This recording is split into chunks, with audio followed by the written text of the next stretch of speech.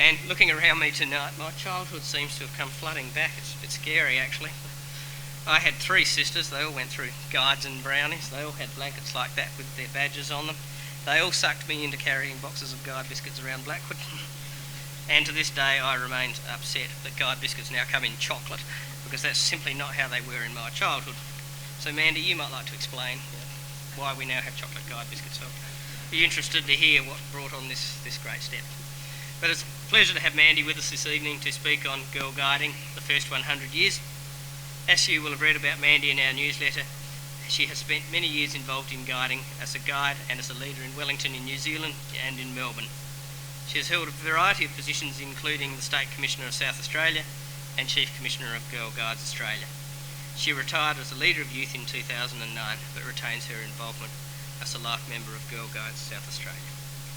In welcoming Mandy, I just mentioned one other brief story that flashed through my mind just then. Was that I seem to recall going with my sister Anthea, who is here tonight, to put out chairs in the cathedral for a memorial service for Lady Baden-Powell. So that certainly dates me, because I think that's probably 30 years ago. So Mandy, please come forward and share 100 years of girl guiding with us.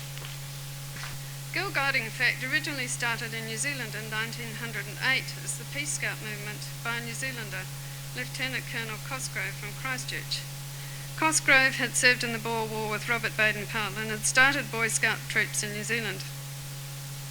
One of his daughters, Muriel, asked her father if she and her friends could join in with the boys. What resulted, on the suggestion of Baden-Powell, was Colonel Cosgrove writing Peace Scouting for Girls, and the first girls were sworn in as Girl Peace Scouts in September 1908 in Kaiapoi, which is just north of Christchurch. It's difficult to determine exactly where the first groups in Australia were, but when BP came to Australia in 1912, he met Scouts and Guides. We know that our own Glen Osmond Guide group was one of the very first.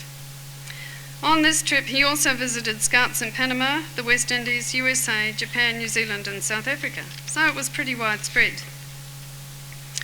When Juliet, who was really known as Daisy, Gordon Lowe, a wealthy American widow, met BP in 1911, she was so impressed with what he was doing that she founded Girl Scouting in the USA in 1912. Her vision of worldwide girl guiding and Girl Scouting made a powerful contribution to its development. She started with 18 girls from Savannah, Georgia, on the 12th of March 1912. The youngest group in the Girl Scouts of the US are called Daisy Scouts in her memory. Girl Scouts, GSUSA is now the biggest member organisation in the world with 3.4 million members. In 1914, BP published a book called Quick Training for War, just in time. The First World War gave Scouts and Guides the opportunity to put into practice many of the skills which they'd gained. Hundreds of Scouts joined the army, and many died bravely defending their country. I cannot find any reference to former Guides as part of the military action, but I'm sure they were there in many different support roles. Nor did the First World War stop the progression of the movement, and numbers continued to increase. Girl Guides and Girl Scouts offered their services as volunteers in many countries, including the UK, Austria and Poland. And new groups emerged in France, Switzerland, Belgium, Czechoslovakia and Luxembourg.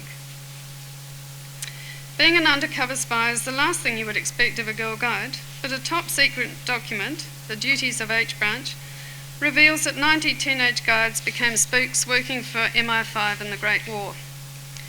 All the girls who worked for MI5 were aged 14 to 16. Their main role was as a 50p a week messenger, passing on classified information. The guides were so trusted by MI5 bosses that they relayed some of the messages verbally. At the start of the war, they'd used Boy Scouts, but they discovered that guides were far less talkative. Following World War I, guiding and scouting continued to grow, and Girl Guide and Girl Scout groups were opened in Brazil, China, Estonia, Hungary, Japan, Latvia, Romania and Yugoslavia. The First World Conference was held in 1920 in England, and at the fourth in the USA in 1926, it was recommended that a world organisation be formed. At the fifth International Conference in Hungary in 1928, delegates from 26 countries finally decided that the World Association of Girl Guides and Girl Scouts should be established, with the World Bureau in London as its secretariat. The founder member countries of WAGs were Australia, Belgium, Canada, Czechoslovakia, Denmark, Estonia, Finland, France, Hungary, Iceland, India, Japan, Latvia, Liberia, Lithuania, Luxembourg, the Netherlands, New Zealand, Norway, Poland, South Africa, Sweden, Switzerland, the UK, the US and Yugoslavia. So quite a mixture. These days world conferences are conducted in English, French and Spanish, so I don't know how some of those countries get on. By 1931 there were over 1 million guides around the world.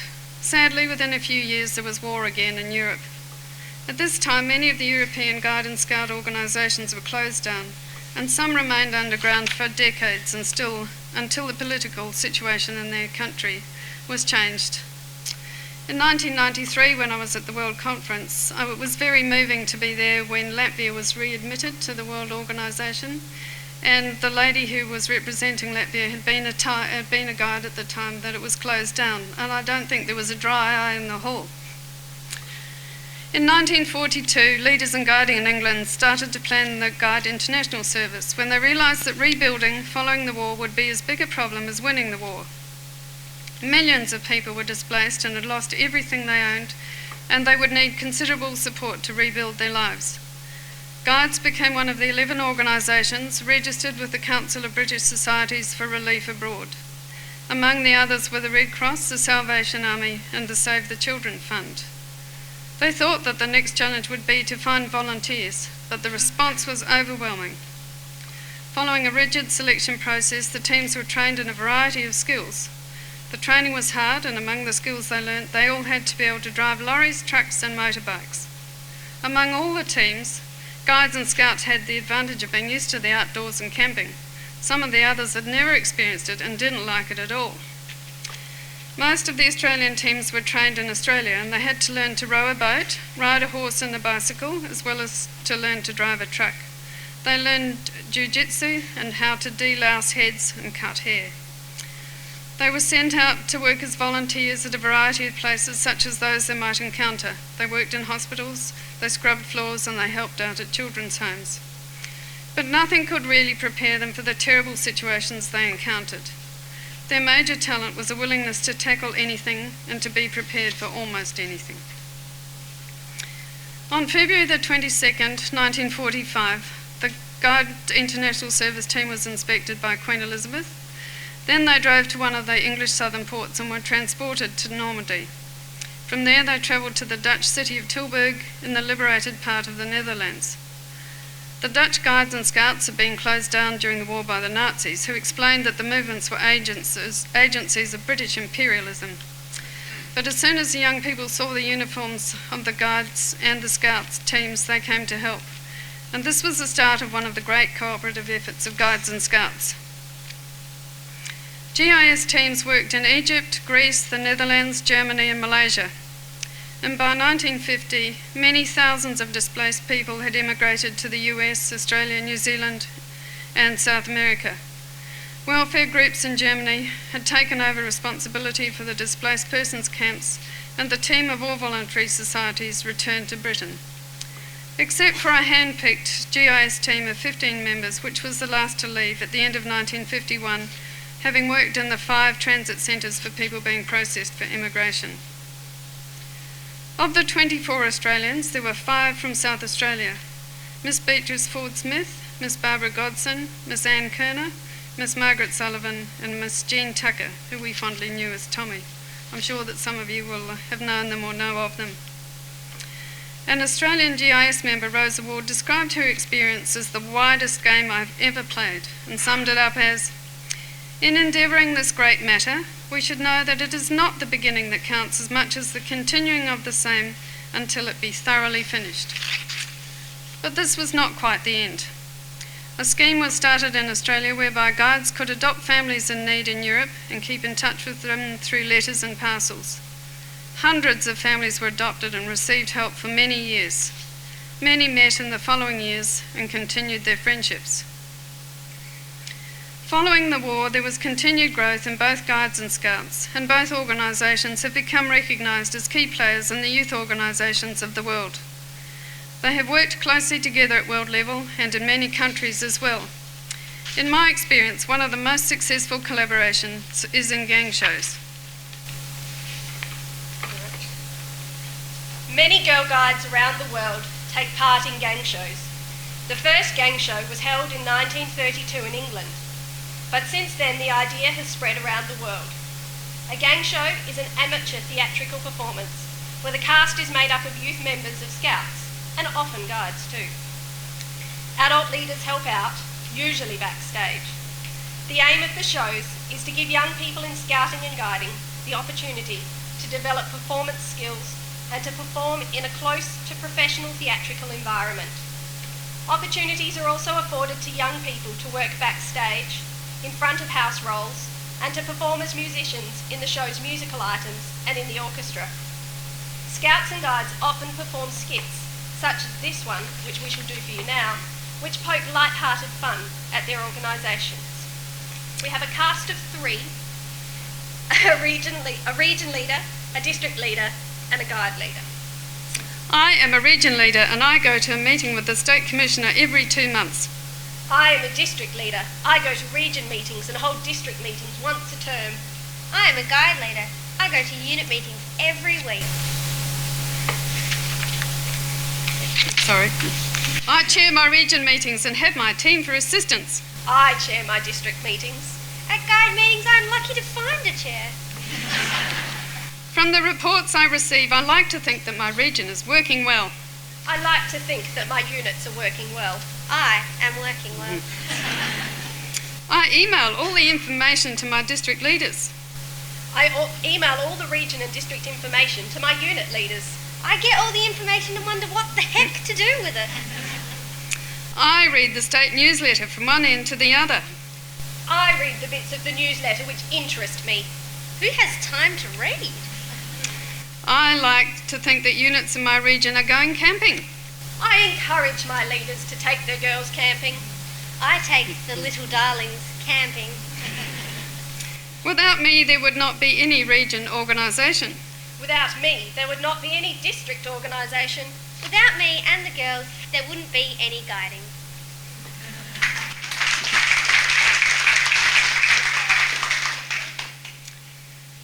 For 60 years, WAGS, which is the World Association of Girl Guides and Girl Scouts, has worked closely with the United Nations.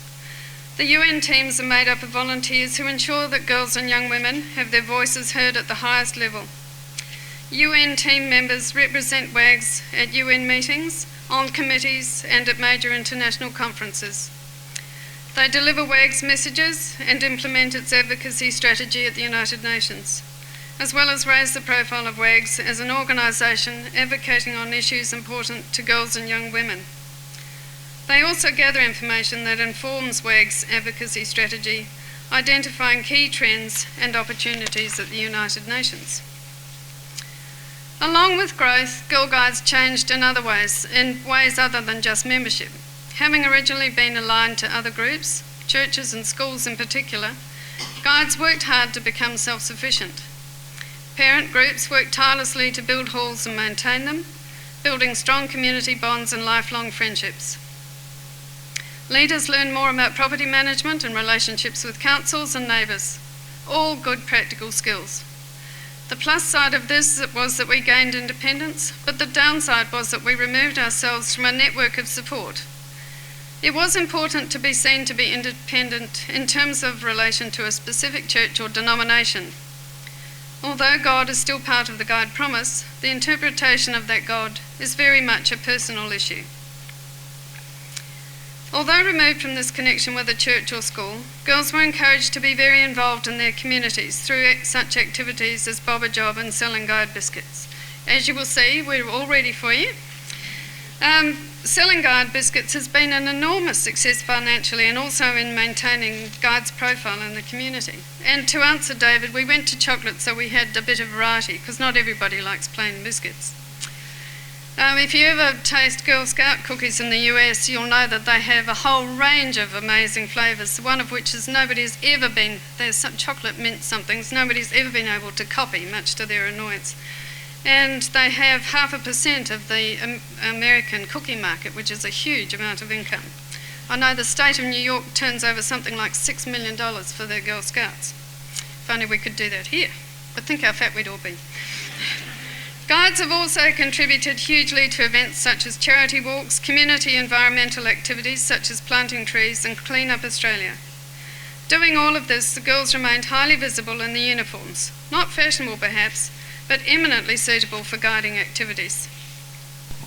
The Girl Guide uniform evolved to meet the demands of the increasingly active programs which were undertaken by girls.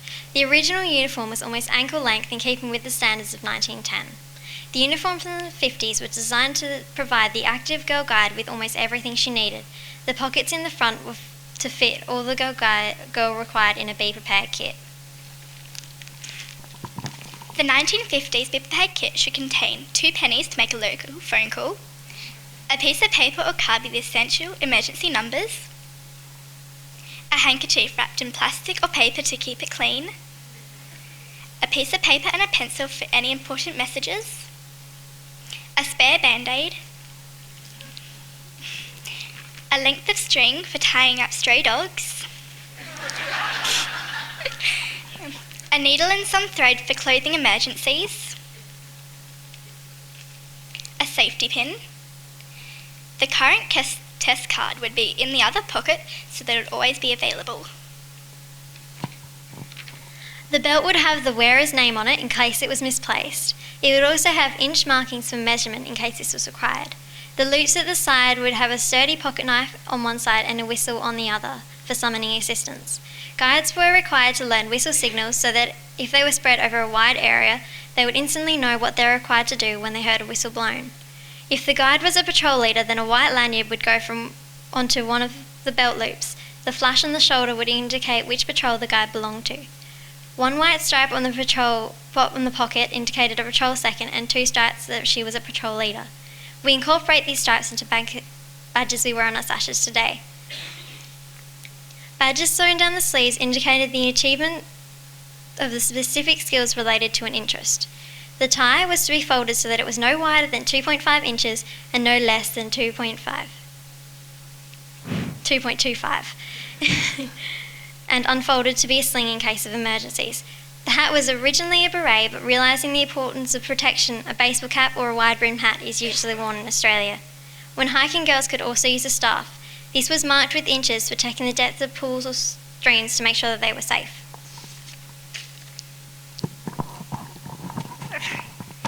Today's uniform has changed considerably with considerations to the fashion and our stability of the clothing for the activities we do. The new uniform is launched for our 100th year Girl Guiding, with a few variations and colours will be worn by all the members in Guiding Australia. The leaders have a formal shirt as well, but for being active and just having fun, this is the one to wear. Although Baden-Powell called guiding and scouting a jolly game played mostly out of doors, educationalists have recognised the value of his method, learning by doing. In 1997, the Chief Executive Officers of the World Alliance of the YMCAs, the World YWCA, the World Organisation of Scout Movements, WAGs and the International Federation of the Red Cross and the Red Crescent, as well as the CEO of the International Award Association, representing 100 million young people worldwide, presented a paper called The Education of Young People, a statement at the dawn of the 21st century. They refer to the UNESCO definition of 3 distinct types of education: formal, informal, and non-formal. Formal education is the structured educational system running from primary through to tertiary. Informal education is whereby every individual acquires attitudes, values, skills and knowledge from daily experiences and influences. And non-formal education is organised educational activity outside the established formal system. Non-formal education, such as that provided by youth movements, have the unique ability to make a contribution to the lifelong educational process of an individual. If you're interested in that paper, it's on the internet, but this is the format it came out, and it's in English, French, Spanish and Arabic. So if you can read any of those, you can read them all. The paper states that whatever the environment in which they live, all young people have the same basic needs. They need to acquire the ability to cope and the ability to become the architects of their own development. As individuals, who are autonomous, that is, able to make choices and to control their personal and social life as an individual and as a member of society. They are supportive, able to show concern for others, to act with them and for them, and to share their concerns. To be responsible, able to take responsibility for their actions, to keep commitments and complete whatever they undertake. And to be committed, able to assert themselves in respect of values, a cause or an ideal, and to act accordingly, thereby developing their full potential as individuals and as members of society. I think that the world would be a better place if more people received this training, and maybe it would be more peaceful too. As an army officer, Baden-Powell had had many wartime experiences, but his hope was always for a more peaceful world. He wrote, "One thing is essential to general and permanent peace, and that is a total change of spirit among the people, the change to closer mutual understanding, to subjugation of natural prejudices, and the ability to see with the other fellow's eye in friendly sympathy." His desire for the young people of the world to meet and get to know each other is the idea behind world jamborees and camps. Guiding encourages girls and young women to learn more about their guiding sisters around the world, to share other cultures, and if possible, to travel and meet other guides. Camps and events are held regularly in all parts of the world, and many are visited by guides from other countries. I had the privilege of attending 3 world conferences, and it was an amazing experience to be with 500 women from around the world, from such diverse backgrounds, but with such a cohesive focus on meeting the needs of girls and young women for the future. Not everyone gets on all the time. We're always seated alphabetically, so they pick a letter, and wherever that is, say it's M, you're at the front, and then everybody goes to Z and then starts with A again. So we always sat beside Aruba, and Belgium was on the other side of us, and Botswana was aside from them. And the leader from Botswana really didn't like the Belgians because they used to sit with their feet on the table and talk when people were talking. And she leaned over and she said to me, "Whatever they vote next, I'm voting against." So that year there was a vote against the auditors. But it was a wonderful experience, and I learned so much about women from around the world. And to be in a room with 50 African women who were singing and dancing in a circle, and then go and see the Arab women who, although the alcohol's banned and they don't drink, they were high on something, they were having the best time. So it is really an amazing experience.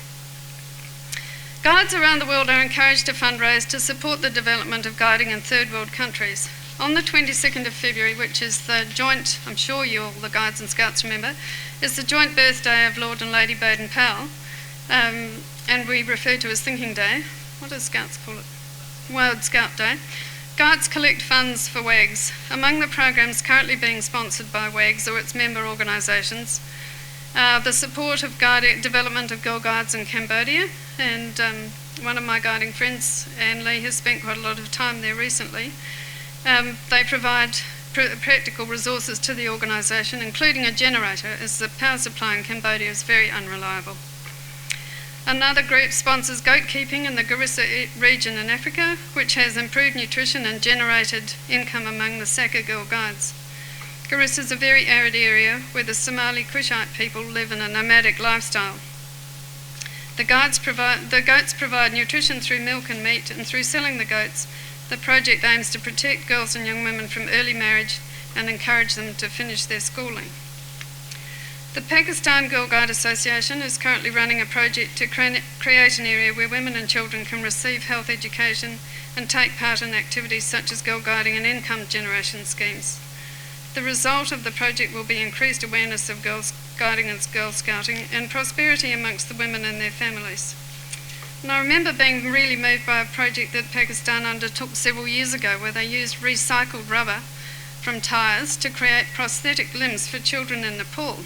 A lot of fires in Nepal are on ground level, and small children fall into them and they burn their hands or feet, and particularly their feet affects their mobility so much. So it was one of those amazing ingenuity ideas that would have changed lives for all those children.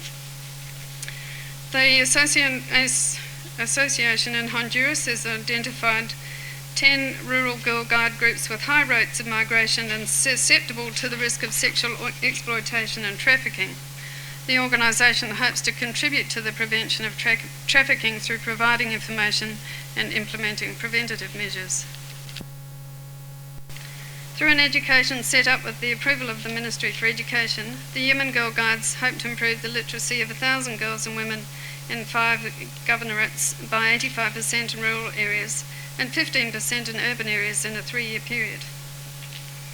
One can see the life-changing potential for these programs, but guiding can also change lives in a significant way in Australia. Senator Kay Patterson attended a Juliet Lowe event overseas when she was a teenager. She'd left school at 15 and become a secretary. At the time, some of the leaders took her aside and told her to go back to school. She saved up and 2 years later went back to school and then to university, where she completed her tertiary education with a PhD in psychology. Of course, not everyone experiences such a dramatic change in their lives, but guiding values can influence girls' behaviour in their everyday lives. The idea of the daily good turn really appealed to me as a girl, and I'm sure has been influential in my attitude to excellent customer service in my business. Guiding numbers are lower than they've been for some time. In a way, this is the result of our success. The kind of women who a generation or so ago were stay-at-home mothers and were our enthusiastic guide leaders are now confidently and competently contributing in the workforce, and sadly too busy to volunteer. I personally believe that guiding could be a school subject, an idea which is supported by a recent article in the New York Times about the increasing numbers of Girl Scouts in schools. It suggested that parents are looking for wholesome programs as a reaction to a life lived on the internet. Guiding continues to be relevant to today's society and has enormous potential to positively influence the lives of young people, to prepare them for all the uncertainties of the future. Whatever the situation, to be prepared is the best position to be in. And finally, a word from one of my guides. Today's guide is very similar to her sister guides 100 years ago. She's interested in learning new skills, making friends, becoming self-sufficient, serving her community and being a part of an all-female organisation. She works closely with both small and larger groups of girl guides, learning about team building and leadership. She encourages and supports other girls in her unit as they take on challenges of the Girl Guide program. But today's guide is also encouraged to develop her own opinions and talk about them, to discuss issues affecting women and girls in her own and the wider community. She's encouraged to communicate with her guide sisters in Australia and around the world, and at events online and in the country. She learns about the important issues affecting women: poverty, spirituality, teenage pregnancy, HIV/AIDS, climate change and other environmental issues. Today's guide values the spirit of the guide, promise and law. She believes she has a responsibility as a part of her community, wherever that may be. Today's guide can travel overseas and incorporate her guiding life with her school life efficiently. Thank you, Mandy. Any questions? Thanks very much for that, Mandy. Just wondering what was the kind of high point in terms of numbers for Girl Guides, whether there was a particular period? Well, in Australia it got to about 100,000, and now it's down to about 30. When I was a patrol leader, I went up to Paxley's, the property at Crayfors, and we had a weekend there. Can you tell me how the guiding movement acquired that property or anything about it? I didn't live here then, so I can't really, but I do know that I think they fundraised for it, which they do with the other properties as well. Yeah, okay. Mandy, at the time that Scouts were first formed, had there been anything like that in Great Britain prior to it? Yes, the Boys Brigade, which was sort of more aligned with churches. Yep. But that wasn't very long. In fact, Baden-Powell wrote the original program for the Boys Brigade, but it became much bigger than that. Right. Mm. Thank you for an absorbing evening. I'm very interested in the fact that guides and brownies are in places like Yemen and Pakistan, which are the most dangerous places in the world for women, and where they, don't allow them to go to school. How does this movement rest with the authorities in those kind of countries, and do they see the Girl Guide movement as a threat, for women's independence, perhaps, and things like that? they do such good work that they see it as a positive, and I think they often have very powerful patrons, like in Saudi Arabia, for example, the princesses all support guiding, and a lot of the other countries it's like that too. They've managed to get support from somebody very influential. But I think that it's because they're doing such good work in the community, but it is dangerous.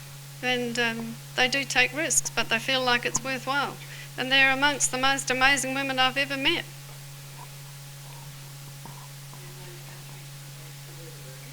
Yes, they do. Well, the little girls don't usually wear them, but the adults do. But that was the fun thing about seeing them at the conference, because they threw all that off and they're like birds of paradise underneath. Yes, they do. Yeah, and they've some of those groups are quite powerful. The Saudis had a team of about 30 at the World Conference, and they go everywhere like little black sheep. And I saw the princess on her own, and I said, "Where's the rest of your team?" And she said, "I got sick of them. I sent them home."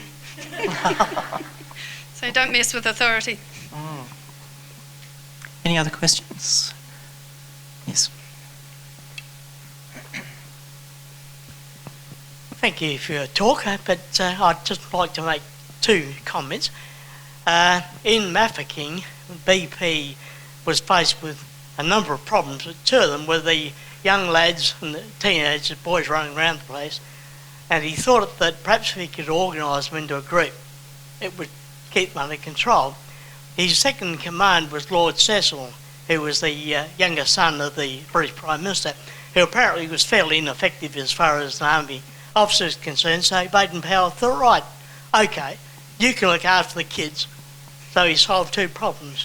And apparently the lads covered themselves in glory in supporting, during the siege. And the second thing was that apparently Baden-Powell was very keen to go out and have a swim now and again. There must have been a creek or a watering hole there, and he was quite often seen with just a bathing towel or a towel wrapped around his midriff, and so he was known to the troops as Colonel Bathing Towel. Thank you for that. I'm really grateful for that addition to my knowledge. Add it to your store of knowledge. Thanks, Mandy. I'll call on Adrian Brown to say a few words on our behalf.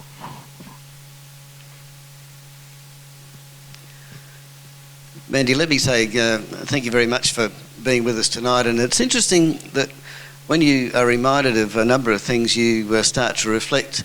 And as you told the story of Baden-Powell, I thought, here's another example of how someone is incredibly formed by their own history, and who then takes their history and then expands it and moves it to other people. And the movement you said was described as a pernicious movement. I suspect it still is, not in the nasty sense, but in the way that it sneaks up and works so hard at changing the lives, so that, in a sense, their history is also formed by their participation in guiding. And in a world where we seem to be more interested in what things can do for us, and this is a terrific example, and I sort of picked up several words that I think you can spell them out yourselves, but they symbolise, I think, the story of guiding, and they're quite simply these: commitment, challenges, service and volunteerism, and doing all of this in the context of active learning. So thank you so much for tonight and for sharing your wealth of experience with us.